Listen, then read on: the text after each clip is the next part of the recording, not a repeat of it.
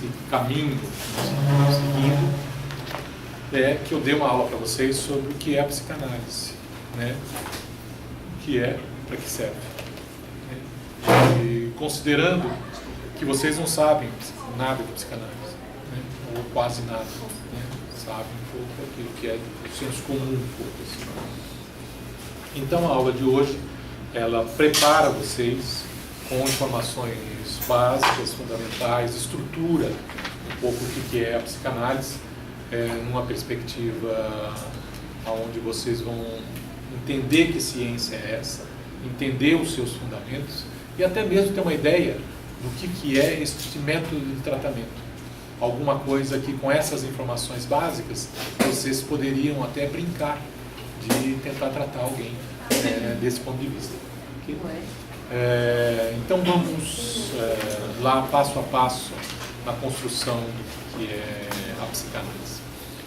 A primeira coisa que vai caracterizar a psicanálise é um tipo de psicologia, um tipo de conhecimento sobre a psicologia do homem, e é também um método de tratamento psicoterápico.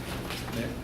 E, então, o primeiro ponto que a gente precisa distinguir sobre o que é a psicanálise, que a distingue das outras psicologias, né, é uma diferença muito simples, é uma diferença estrutural básica, né, que diz respeito à concepção sobre o que é o nosso psiquismo. Né?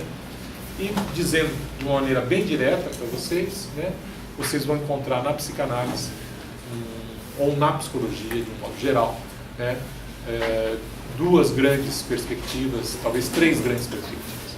Uma é que o que é o psiquismo do homem? Né?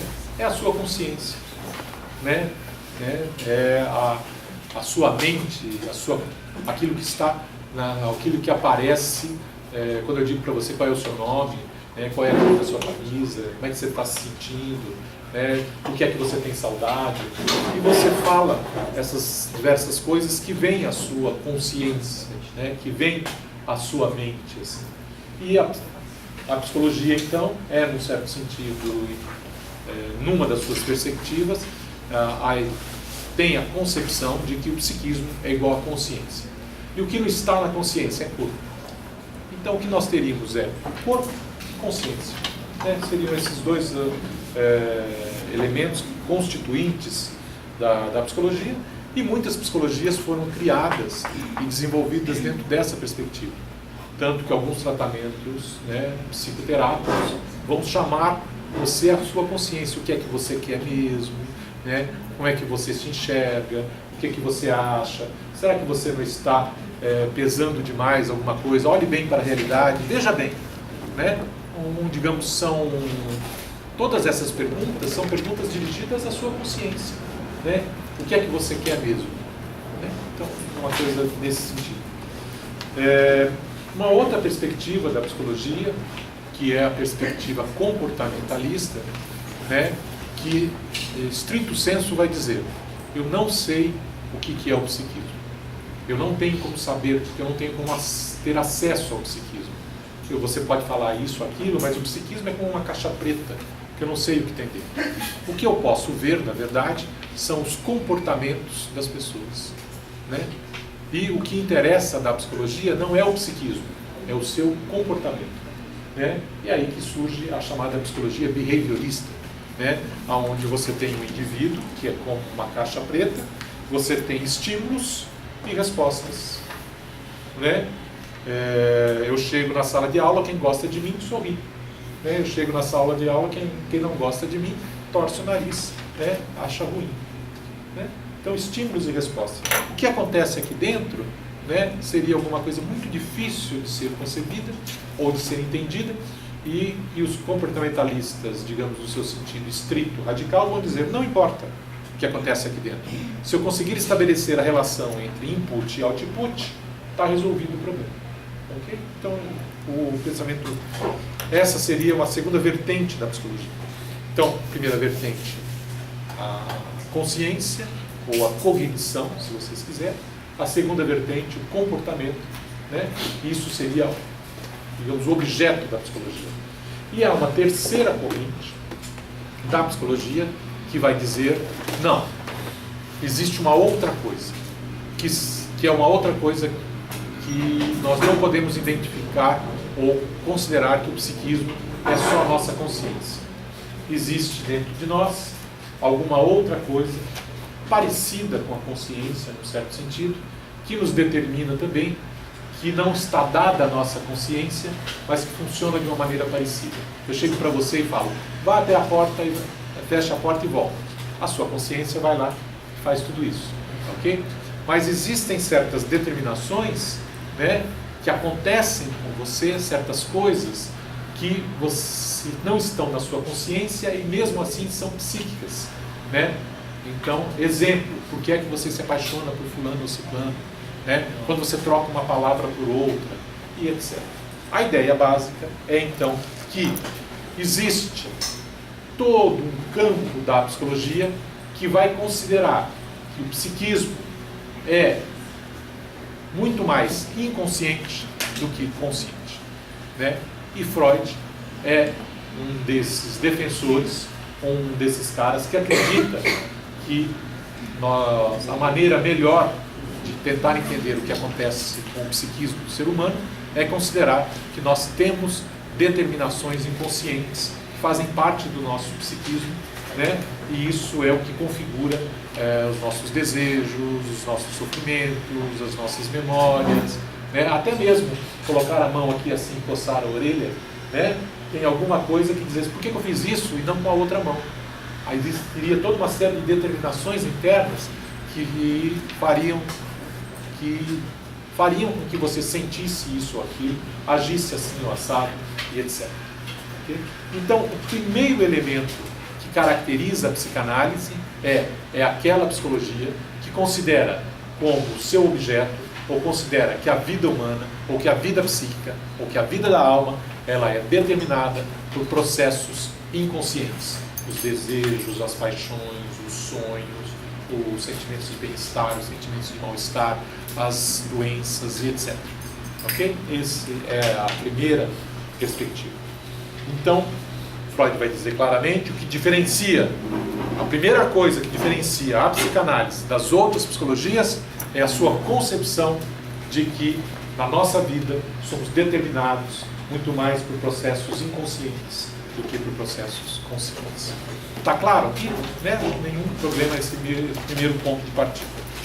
Muito bem, dado este ponto de partida, vamos fazer alguns desenvolvimentos paralelos e depois eu junto com a noção de inconsciente. Freud entrou na faculdade de medicina. Ele passou anos trabalhando em laboratório, analisando lâminas, tipo, como é que é o sistema nervoso de peixe, como é que são os efeitos, como é que ele faz substâncias para colorir lâminas, para você poder enxergar contraste entre tecidos, né? Tem uma época da vida que ele faz experiências com os efeitos anestésicos da cocaína, principalmente usada para fazer operação de olho, né? E ele passa uma grande parte da vida aí no laboratório de fisiologia da Universidade de Viena, fazendo pesquisas deste tipo, né? Até que chega um determinado momento, o diretor do laboratório chega para ele e fala assim, olha Freud, você já está aqui há um tempo, você é um cara muito inteligente e tudo, só que aqui você não vai ter chance, porque na sua frente já tem duas pessoas. Quando eu morrer, um desses vai entrar.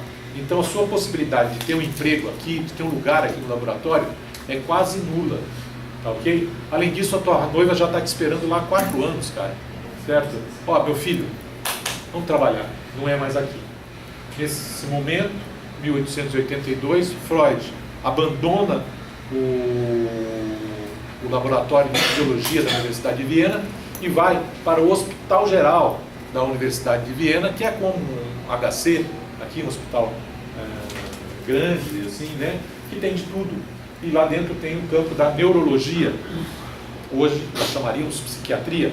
E Freud começa a ser, então, residente neste hospital para tratar de... Na época, os neuróticos eram todos os doentes psíquicos, por assim dizer. Okay? E Freud está lá, então, fazendo estágio, estudando. Ele vai se transformar num neurólogo, né? Ou psiquiatra. É essa a formação. Nós estamos na Alemanha, em meados pouquinho depois do século XIX, 1882. E havia toda uma discussão nessa época sobre o que era doença mental e o que não era, o que era doença psiquiátrica e o que não era, né? Por exemplo, alguém que não quer trabalhar, é vagabundo ou é doente? Né? Alguém que tem muita preguiça, é vagabundo ou é doente? Né? Uma mulher que não quer, digamos, naquele tempo, era um outro cenário, não quer cumprir com as suas obrigações maritais. Isso é um problema de educação, ou é um problema psiquiátrico? E existia, neste momento, uma discussão em toda a Europa, por assim dizer, sobre o que era a histeria. A histeria, ela era um tipo de comportamento um pouco teatral, um pouco como a gente fala assim, uma mulher que tem piti, roda baiana, é muito erotizada, assim tudo a gente fala que é histérico, tem uma coisa assim. E havia então toda uma discussão sobre se a histeria era ou não uma doença. Era um problema de educação, um problema moral, era uma mulher mal educada ou era uma mulher que tinha problemas de saúde, por assim dizer. E havia todo uma certa tratamento com relação a isso. E na escola alemã, na sua maior parte, havia uma seguinte defesa de uma ideia da psiquiatria, que era a seguinte: ou existe lesão ou inflamação no sistema nervoso, e isso gera problemas de comportamento, gera problemas psíquicos, ou não é problema da medicina. Se existir lesão ou inflamação, problema médico. Se não existir, problema moral, problema educacional. Okay? E algumas pacientes, as chamadas histéricas, que apareciam com sintomas tipo cegueira, paralisia, ânsias de vômito, desorganização do pensamento. Então e a histeria vem da palavra hísteron, útero, isso já de longo tempo, assim. E se dizia que as mulheres ficavam histéricas porque o útero subia para a cabeça. E subindo para a cabeça tinha uma certa erotização assim do campo todo e elas ficavam irracionais, por assim dizer. Então havia toda uma discussão se a histeria era um problema médico ou um problema de educação. Muito bem. Nesse cenário, Freud está lá cuidando disso e a psiquiatria alemã, stricto sensu, ou na sua maior parte, vai considerar que a histeria não seria propriamente uma doença. Seria um problema moral, seria um problema de comportamento, seria um problema educacional.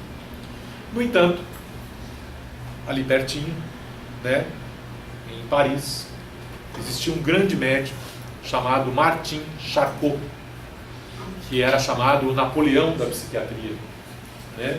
E Charcot passou anos na sua vida fazendo estudos anatomofisiológicos. Tem um caso interessante, por exemplo, que ele tinha uma empregada que era um pouco disléxica, assim, mas ela tinha problemas de movimentação e às vezes ela quebrava as coisas que estava carregando. E Charcot suspeitou que aquilo era um problema numa lesão em tal parte do cérebro. Ok? Ele manteve essa empregada durante anos, diz ele, à custa de alguns jogos de louça, para que quando ela morresse ele fizesse autópsia e confirmasse que existia uma lesão. E foi isso, foi feito, ele confirmou que tinha um tipo de lesão específica em tal região do cérebro que fazia com que ela perdesse o equilíbrio, perdesse isso e aquilo. Então ele fez anos de estudos de anatomofisiologia. Ok? Mas para o final da vida, existia lá no hospital do Salpêtrière, que é onde Charcot trabalhava, que era um hospital assim também como o HC, e existia uma ala, teve um problema lá que uma ala do hospital estava muito detonada, assim, e precisava fazer uma reforma. Então ele precisava tirar os pacientes de lá, mandar para outro lugar para fazer a reforma disso. E tinha um monte de doentes misturados lá. O que Charcot fez? Falou, eu vou criar uma ala só com esses pacientes que são chamados histéricos ou histéricas. Em geral eu disse histéricos ou histéricas, mas se acreditava que acometesse mais as mulheres, por isso a palavra hístero, né? Não se supunha muito, tinha-se discussões se ela poderia ou não acometer aos homens também. E Charcot, então, faz uma ala de pacientes só estéreis. Qual que era o critério de distinção de um paciente histérico, de um paciente que está delirante ou de um paciente que tem outros problemas? Tinha um critério simples, clínico, que era o seguinte: existia um dos fenômenos que caracterizavam um tipo de histeria, era a chamada a histeroepilepsia, que era uma epilepsia, né, de caráter histérico, por assim dizer. Se alguém é epilético, ok, e tem um ataque epilético, a pessoa cai aonde for, bate a cabeça, se machuca, etc. Né? Se é uma pessoa histérica que está tendo um ataque epilético, dá uma olhadinha aonde vai cair. Tá ok? Isso é piada, porque nos exames clínicos, quando você faz o exame, por exemplo, perna paralisada, uma perna paralisada por causa de problemas neurológicos tem uma determinada rigidez. Uma perna paralisada por causa de uma histeria, por assim dizer, não tem a mesma rigidez.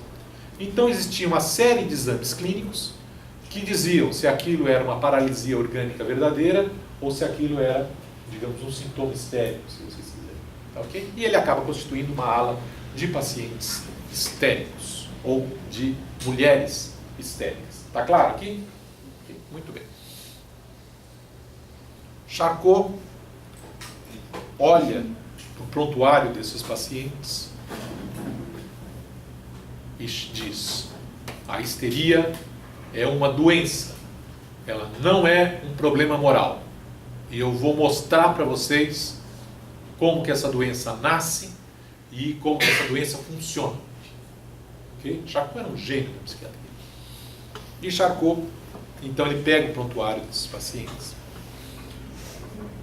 a história desses pacientes, e verifica que na grande maioria dos pacientes histéricos aconteceu algum fato emocional muito intenso na história passada dessa pessoa antes de aparecer o sintoma.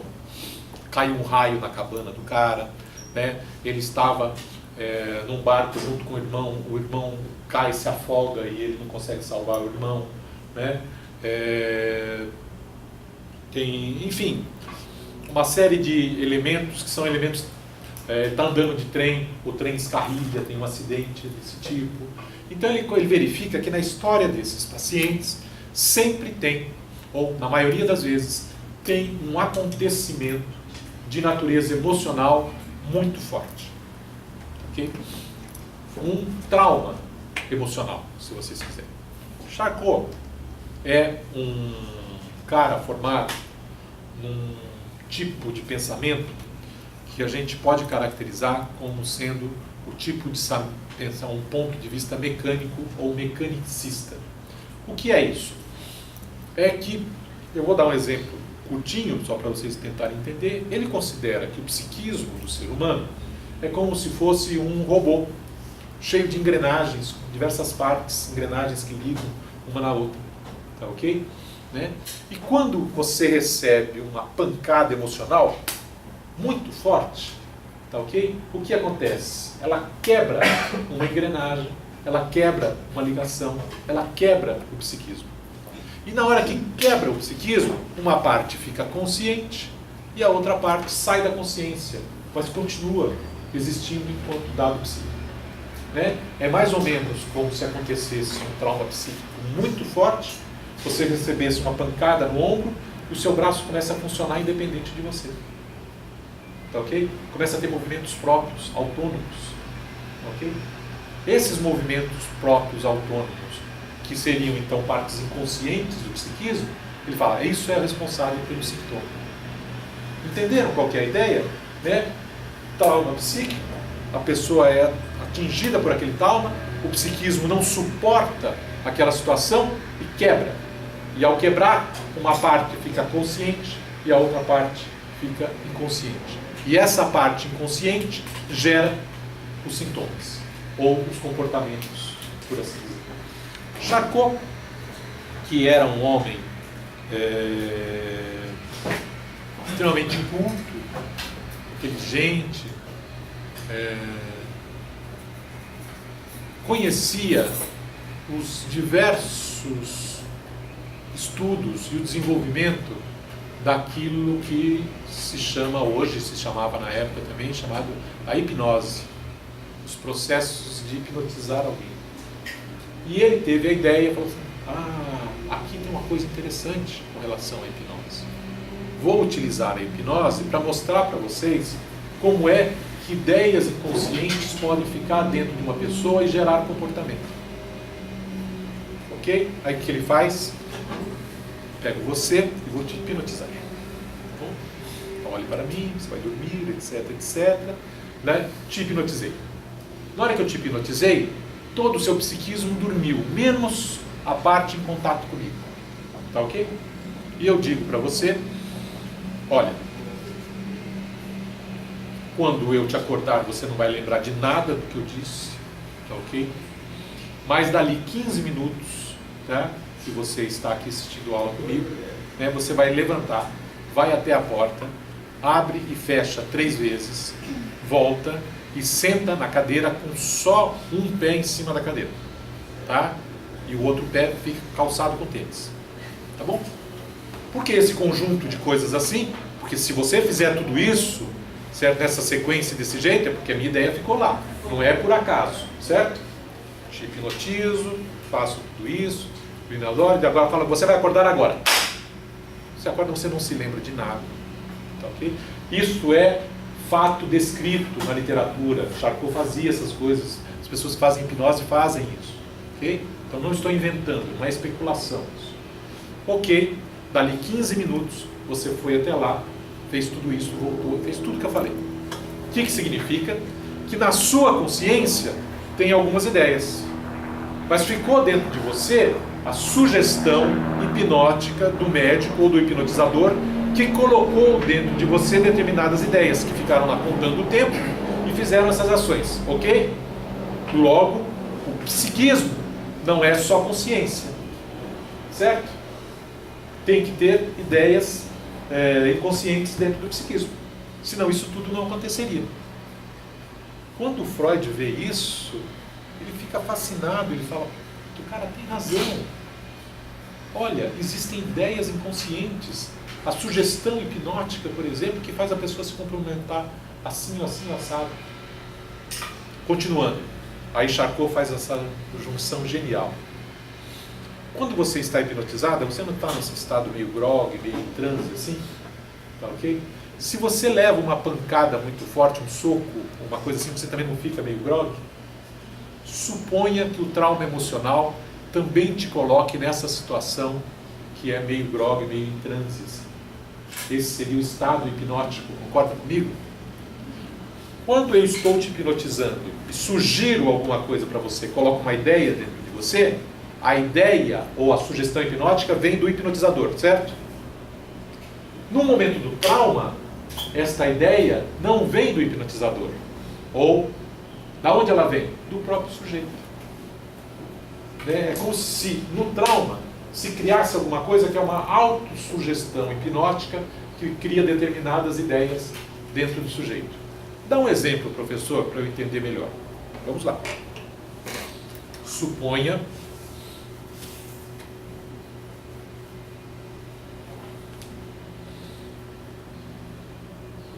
que eu estou na minha cabana. Cai um raio na cabana. Okay? Este raio caiu na cabana, eu dei uma pancada enorme, então que eu quase morri, né? Em certo sentido, sim. Ok? Fiquei apavorado. Okay? Fiquei com medo de fazer xixi nas calças. Okay? Tremendo. Okay? Em seguida, isso desaparece. E surge no sujeito uma tremedeira nas mãos, como se fosse Parkinson. Charcot olha e fala, quer ver só? Ele hipnotiza essa pessoa que está com tremedeira e fala, a partir de agora você vai parar de tremer. Para. Primeira conclusão, se fosse orgânico, alguma ordem podia ter esse poder? Não. Então aquilo é psíquico. Então aquela tremedeira, ela é efeito de uma ideia psíquica. Qual a ideia? A ideia do medo, né, daquele acontecimento que ficou dentro do sujeito. Me acompanharam aqui? O que aconteceria na histeria? Na histeria aconteceria um tipo de trauma psíquico que quebraria o psiquismo no meio e o sujeito faz uma série de autossugestões dependendo da situação. E essas autossugestões ficam dentro do sujeito como ideias inconscientes que geram comportamentos e sintomas. Me acompanharam? Isso aqui Freud viu, né? Freud escreve assim para a noiva dele. Charcot está, passo a passo, destruindo todas as minhas convicções. Saio das suas aulas, né, imprestável para o trabalho. Tá ok? Né? Não sei se a semente dará fruto. O que está acontecendo com Freud? A concepção da psiquiatria alemã de que a histeria era causada por lesão ou inflamação, a concepção geral de que toda doença psíquica deriva de problema fisiológico, foi por água abaixo. Então o cara perdeu o chão. Por isso que ele escreve assim para sua noiva Marta. Acontece, sim. Mas por que isso acontece com algumas pessoas e não com todas? Porque algumas têm um psiquismo mais forte e outras têm um psiquismo mais fraco. E por que tem mais forte ou mais fraco? Não sabemos explicar. Ok? Diríamos predisposições orgânicas. Tá? Muito. Charcot foi formado no ponto de vista mecânico, que considera que o psiquismo é como se fosse um conjunto de engrenagens, um autômato assim, e o trauma quebra uma engrenagem. E essa parte que ficou quebrada, separada, age sozinha, gera os sintomas. Ok?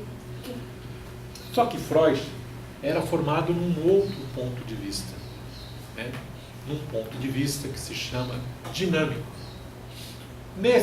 Uma epistemologia assim, de como que ele era um homem, né?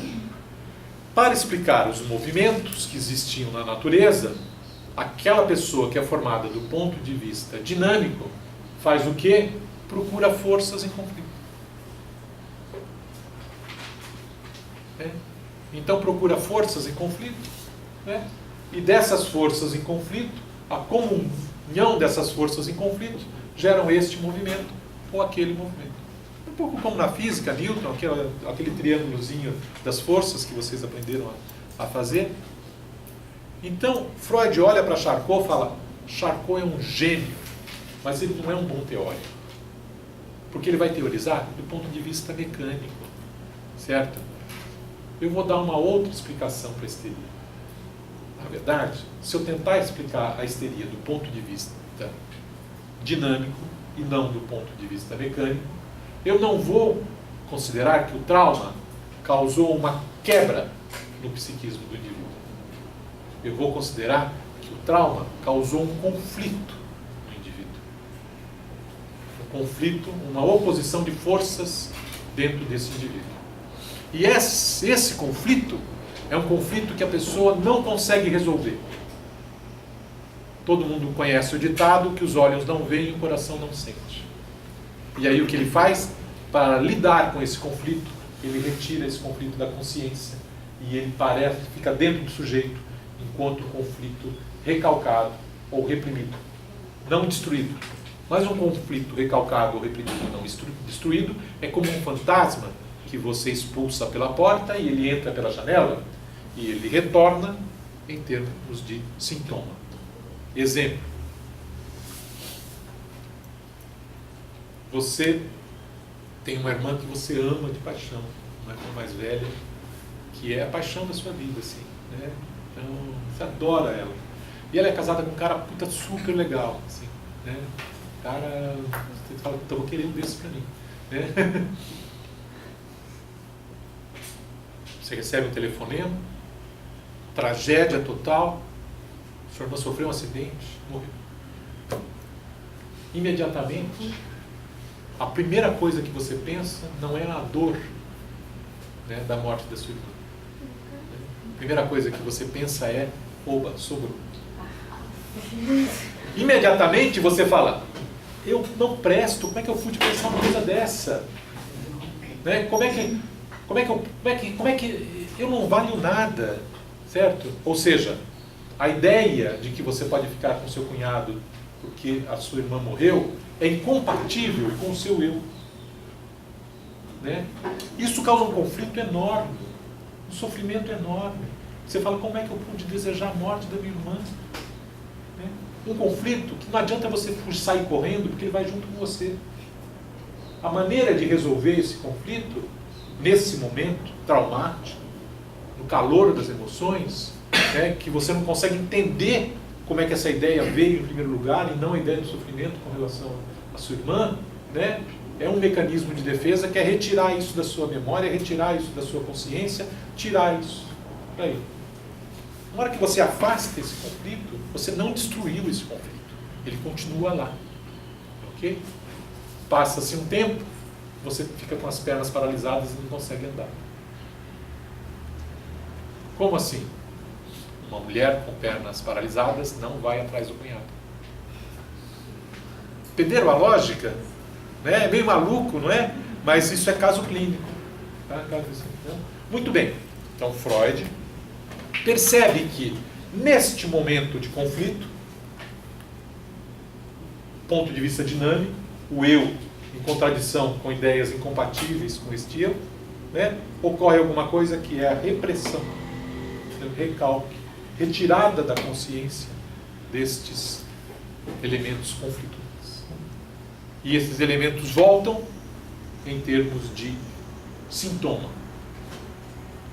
Veja, quando Freud diz isso, ele está dizendo, o que acontece na histeria é que houve um trauma, este trauma gera conflito, ou o conflito é o próprio trauma, tá ok? O mecanismo de defesa é retirada da consciência, e isso retoma em termos de sintoma.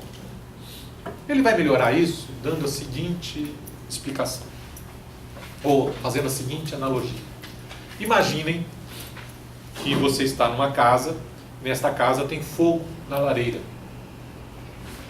Normal, casa europeia, frio, tudo.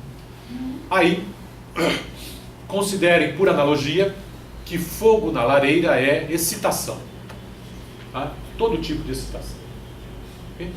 E o que acontece é que ao invés do calor ou essa excitação encontrar o seu caminho natural, que é subir pela chaminé e se dispersar, né, no telhado da casa, essa chaminé está entupida. Ou porque alguém colocou alguma coisa, ou por alguma barreira, ou por sujeira, seja lá o que for. Então a excitação não encontra o lugar para onde ir. Considerem que isso que eu estou chamando de excitação, fogo na lareira, é a mesma coisa que um conflito com intensos elementos emocionais presentes e que não consegue dar vazão. Você não consegue fazer nada com essa ideia de que a sua irmã morreu e você deseja o cunhado. Né? Não consegue. Muito bem.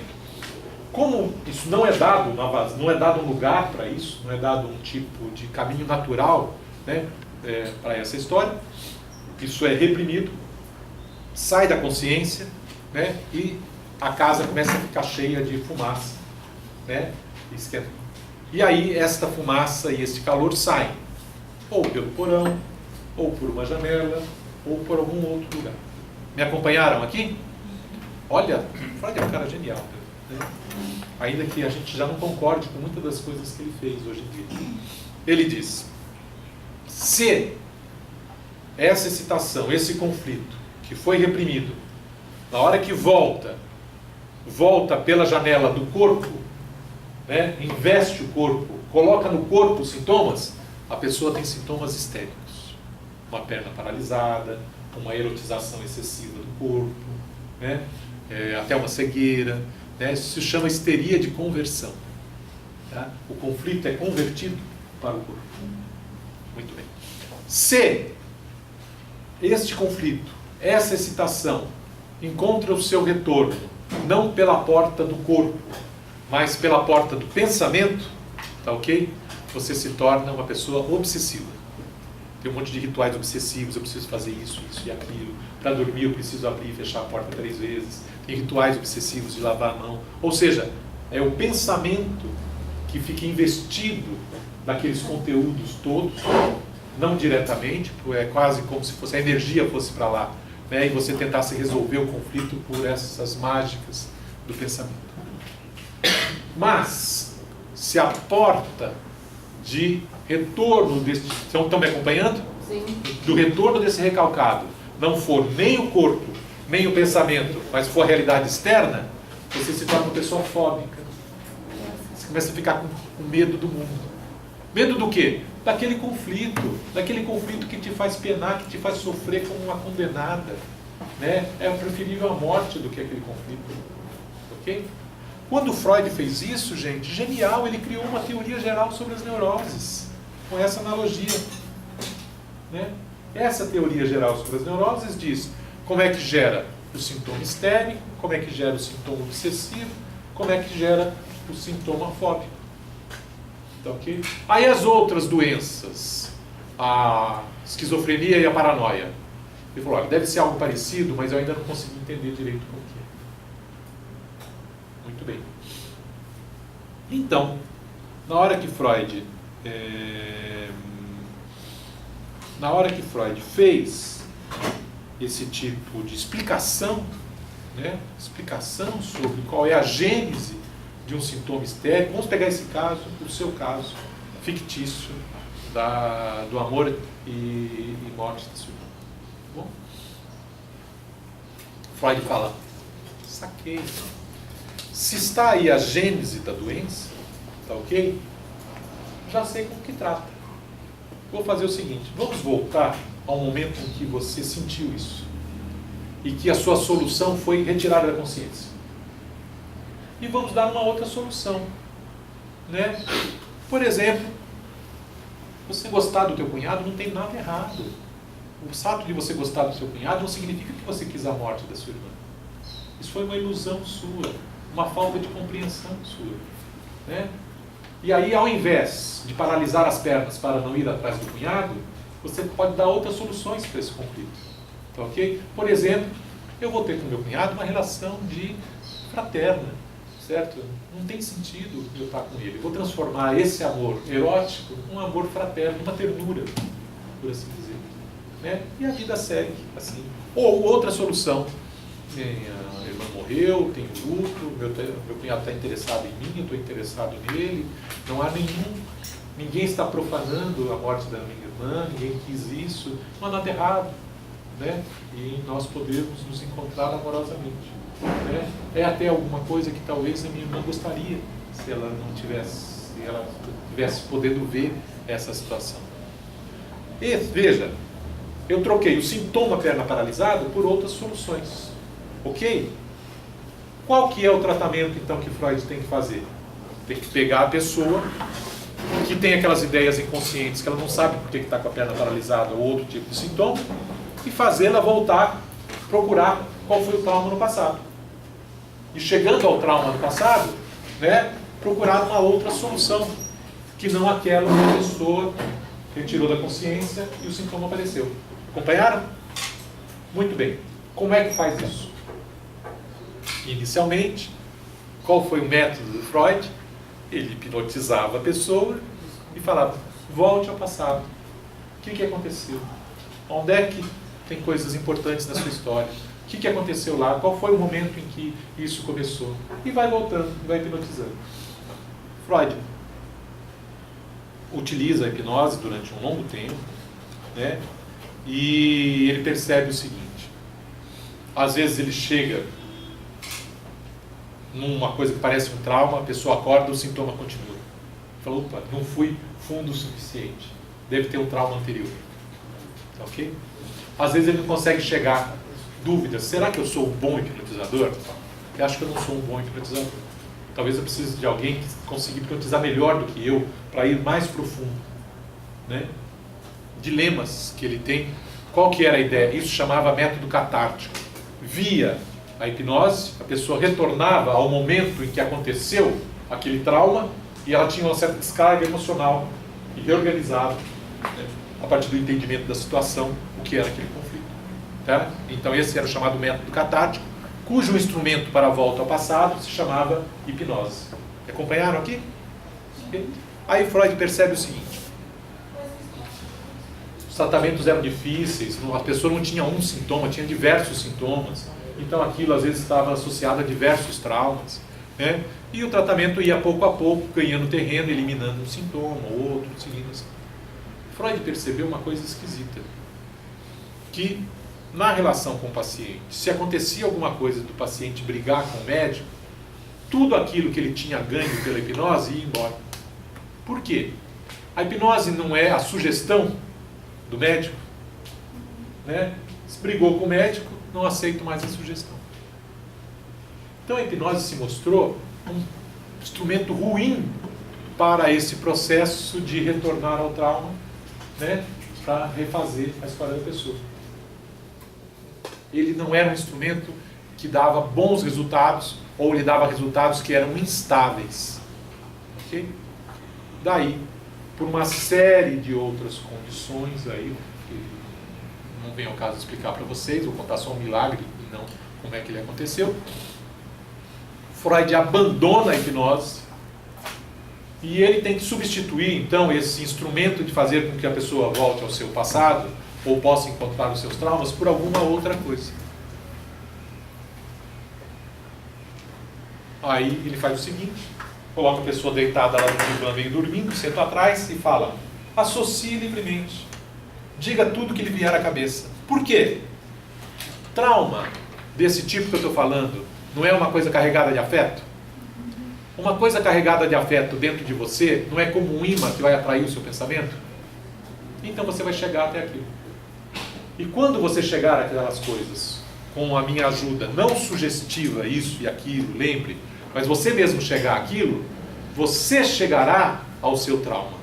Você chegará aos conteúdos. E mesmo que você brigue comigo, tanto faz. Os resultados que você ganha a partir daí, né, são resultados seguros, estáveis, porque foi o paciente mesmo que chegou até esses elementos. Me acompanharam aqui? Muito bem. Sim? Você assistiu aquele filme Regresse? Não. É um filme que aconteceu um crime e aí ele usa um detetive chama, não lembro se é alguém que domina essa técnica aí pra voltar ao passado. Sim. E aí no final o detetive chama a conclusão de que não dá certo essa técnica porque muitas vezes você fala, tenta lembrar disso, e você pode induzir a pessoa. Se você fizer via hipnose ou sugestão acordada.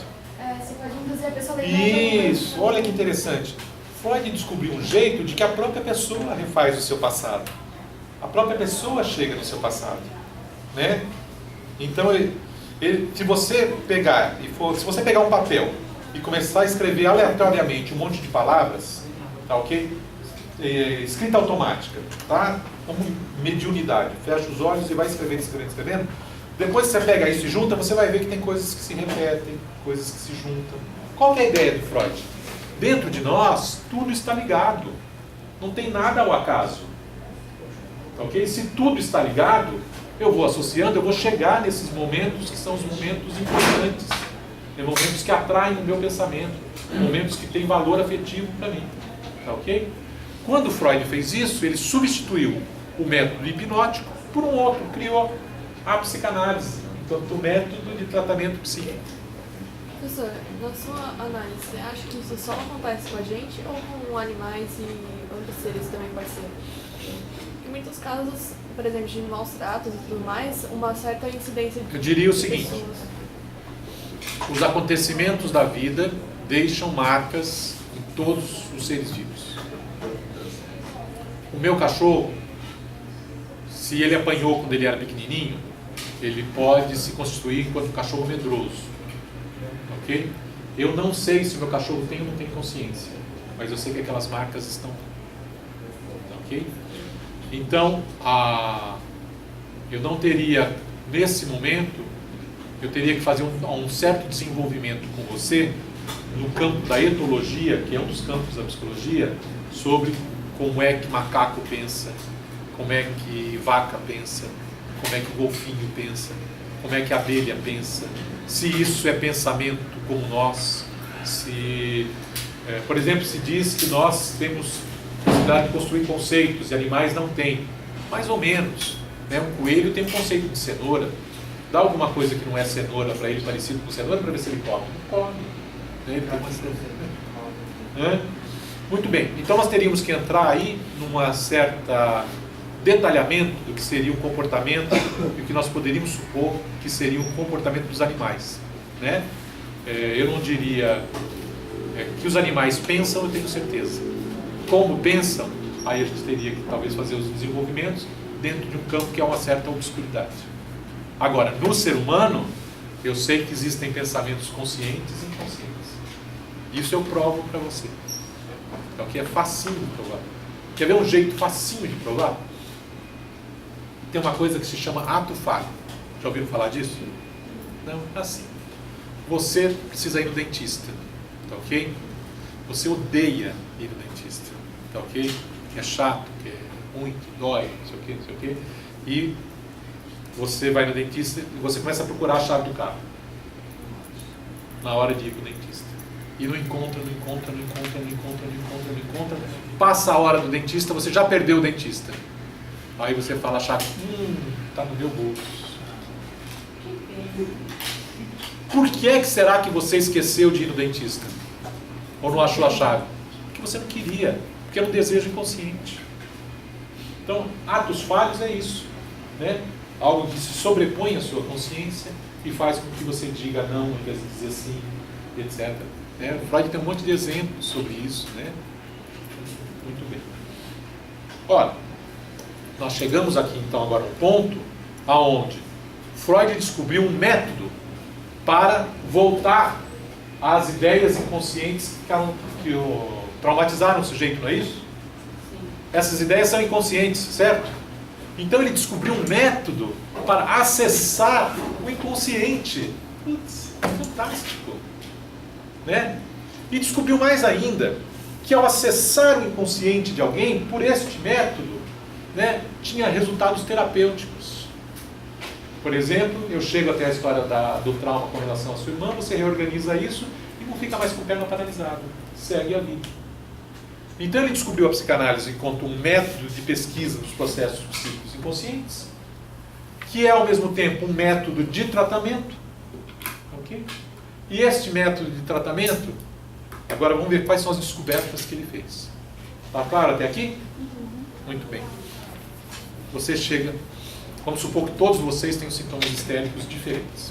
Uma perna paralisada, uma cegueira, uma gagueira, uma impotência, uma rigidez, um medo de cachorro, um medo de barata, ideias obsessivas que te atrapalham, né? Cada uma da sua maneira. E todos vocês vêm no consultório do analista, né? Deitam lá no divã, começam a associar e a gente começa a voltar ao seu passado para ver o que foi que aconteceu. Foi acontecendo um treco esquisito. Freud fala, puxa, as pessoas vão voltando ao passado, não é o passado recente, é o passado infantil. Quando a pessoa tinha 4, 3 anos, e aparecem coisas lá que são traumáticas. Mas que esquisito, essas coisas que são traumáticas nesse momento estão sempre associadas a um certo amor e com certas excitações, até certos amores que a gente poderia chamar de erótico. Mas nós sabemos, pensaria Freud, estaria pensando, que a sexualidade não surge na infância. A sexualidade é uma coisa que aparece na adolescência, com a puberdade. Tem alguma coisa errada. Certo? Freud era filho preferido de mãe judia. Certo? Quem é que estava errado? Ele ou as teorias? Claro. Essa ideia de que só tem sexualidade adulta e aparece na puberdade é errada. Existe uma coisa chamada sexualidade infantil, que não é igual do adulto, genital, que quer a cópula. Não é essa. É uma outra sexualidade que lida com amor e ódio, sempre acompanhado de excitações. E aí Freud fala, não, tratando de todos vocês, ele encontrou certas coisas que se repetiam. Sexualidade infantil, e esta sexualidade infantil não acontecia de inúmeras maneiras. ela acontecia sempre no mesmo cenário. E esse cenário era eu, papai e mamãe. Mais ainda, esse cenário era sempre aquele cenário que aparecia lá na tragédia grega chamado o Édipo, de Sófocles, aonde o menino deseja a mãe e quer matar e mata o pai, e a menina deseja o pai e mata a mãe. Afasta o rival, ok?